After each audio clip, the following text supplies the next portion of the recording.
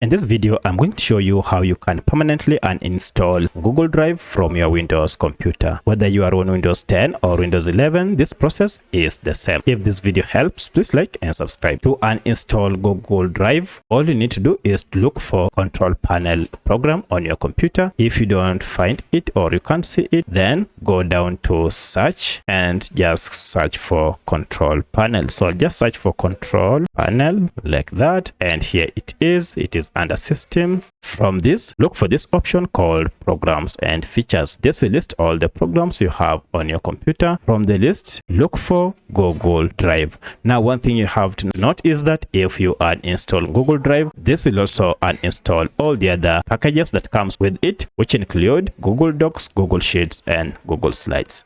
If you are okay, now just tap on Google Drive and you can see you have this option to uninstall it. If you tap on it, this will uninstall the program. You can also, if you don't have this option, just right click on Google Drive and you can see the same option here, uninstall. So I'll tap on uninstall, then confirm that indeed you want to uninstall the program by clicking on yes. And now we have to confirm here that indeed we want to uninstall Google Drive. I'll confirm by tapping on uninstall here. So by tapping on this will begin the process. Here, give it a minute or so for this process to be done. And as you can see, Google Drive was uninstalled, and you can see all the other programs that comes with it have also been successfully uninstalled. Now you can safely close as this is done to complete this process. In some cases, you might be asked to restart your computer to successfully remove this program. So that's how you can successfully uninstall Google Drive from your Windows computer. If you have any other question, kindly let me know in the comment section. Otherwise, thanks for watching and let's meet in the next video.